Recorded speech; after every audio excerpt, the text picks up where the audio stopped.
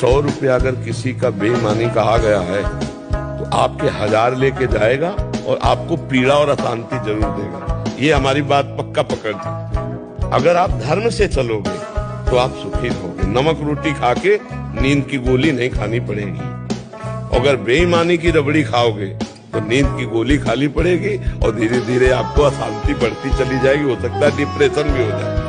मुझे जो कष्ट मिल रहा है, वास्तविक बात यही है, मेरे किसी कर्म का दंड मिल रहा है। आज हम जो दंड भोग रहे हैं इसमें निष्पाप हो सकते हैं, लेकिन पीछे जो हमने पाप किया वही आके आज हमें दंड दे रहा है। अगर पति पत्नी माँ का त्याग कर देते तो हमारा धर्म नष्ट हो गया। परम धर्म माँ है।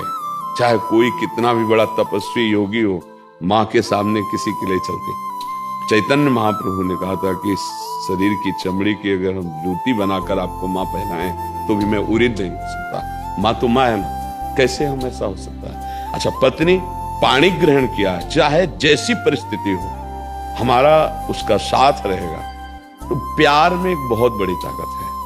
हम अगर प्यार से व्यवहार पत्नी से करें तो हमारे हृदय की बात समझेगी, हमारे धर्म की बात समझेगी। पर माँ और पिता अगर ये वयोवृद्ध हैं, असमर्थ हैं, तो इनके त्याग करने की बात नहीं सोचनी चाहिए। डिप्रेशन कब होता है? बिल्कुल अनुभव की बात कह रहे हैं महापुरुषों की। जब तुम्हारे पापाचरण मनमानी आचरण करने से अंतःकरण मलिन हो जाता है तो तुम्हें दंड देने के लिए तुम्हारा मन ही शोक, विषाद, भय, कल्पना ये पैदा करने लगता है और उसी में डूबता हुआ निर्णय करने के सामर्थ्य हो बैठता है और वो विक्षिप्त हो जाता है। ये 4 बहुत बड़े विष हैं।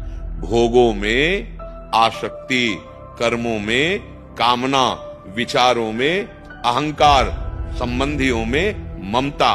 ये 4 विष सबको मार रहे हैं, कोई जान नहीं पा रहा। अगर सत्संग के द्वारा जान जाओ, कला सीख जाओ, इन विष को हटा दो तो फिर खीर ही खीर है, आनंद ही आनंद है।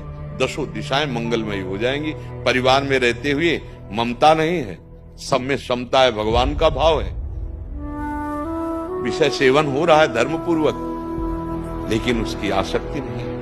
कितनी बढ़िया ऊंची स्थिति है। विचार है पर अहंकार नहीं है। इतनी बढ़िया कर्म है पर कामना नहीं है। इसी को तो जीवन मुक्त महापुरुष कहते हैं।